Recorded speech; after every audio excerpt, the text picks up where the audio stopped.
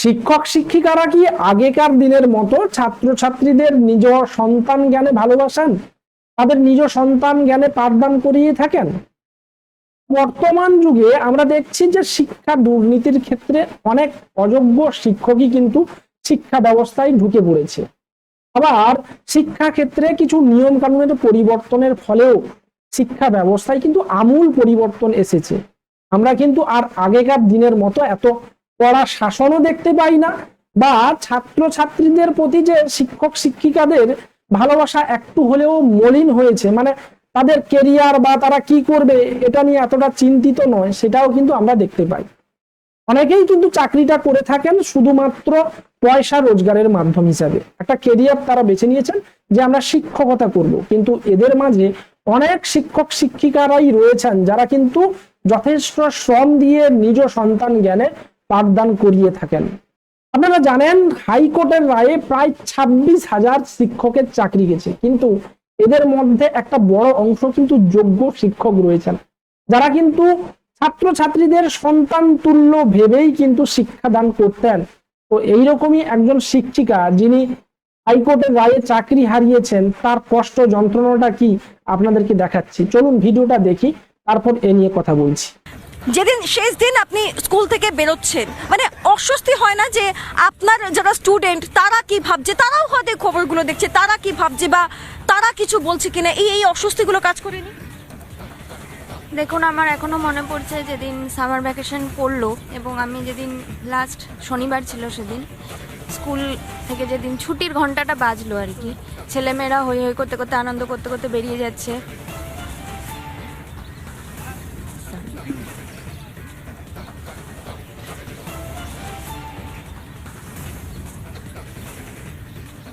আমি জানি এই আবেগগুলোকে মানে আটকানো যায় না, এই আবেগগুলোকে ব্যাখ্যা করা যায় না।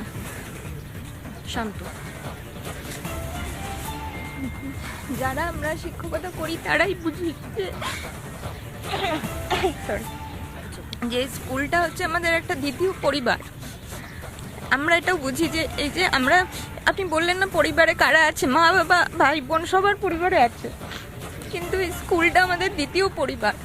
এই যে ছোট ছোট বাচ্চাগুলোকে 6 বছর ধরে পড়িয়েছি, স্কুলে গেলে স্যার ম্যাডাম বলে ঝাঁপিয়ে পড়ে, এই আবেগটা মনে হয় সেই যে যারা উপরতলায় বসে আছে না, মধ্যশিক্ষা পর্ষদ, এসএসসি, রাজ্য সরকার, তারা এই জায়গাটা বুঝবেন না। সত্যি সেদিন আপনি একটা খুব খুব একটা মানে কি বলবো, একটা ছোট্ট কিন্তু খুব মারাত্মক প্রশ্ন করে ফেলেছেন যে কি মনে হয়েছিল সেদিন। এটাই মনে হয়েছিল যে সামার ভ্যাকেশনটা তো আমাদের দেরি করে পড়ার কথা ছিল, একটু এগিয়ে এলো প্রচণ্ড গরমের কারণে। শুধু এটাই মনে হয়েছিল যে প্রায় 1.5 মাস, যে 1.5 মাস এদেরকে দেখতে পাবো না, 1.5 মাস বাচ্চাগুলোকে খুব মিস করব। সবাইকে বলেছিলাম যে গরমে ঘুরিস না, সাইকেল তো বলার সুযোগটা আসছে না এই মুহূর্তে। হ্যাঁ, সেদিন তো এটা ভাবিনি না, সেদিন ভেবেছিলাম। এখনো মনে পড়ে যে ক্লাস 12-এর ক্লাস শুরু হয়েছে, বাচ্চারা এসে বললো ম্যাডাম ভালো আছেন? বললো হ্যাঁ রে, গরমটা সাবধানে থাকিস, স্কুল মানে ছুটির পর স্কুল খুললে আমরা নতুন সিলেবাস আমাদের শুরু করতে হবে, 12 একটা বিশাল বড় উচ্চ মাধ্যমিক, তোদের সামনে উচ্চ মাধ্যমিক পরীক্ষা। আমি একটু আপনাকে আটকালাম। আপনারা দেখলেন এই শিক্ষিকা চাকরি হারিয়ে ছাত্রছাত্রীদেরকে হারিয়ে কতটা ব্যথিত, তিনি কতটা কষ্ট পাচ্ছেন বা ভিতর থেকে কতটা কষ্টে রয়েছেন সেটা তার চোখের জল প্রমাণ দিয়ে যাচ্ছে।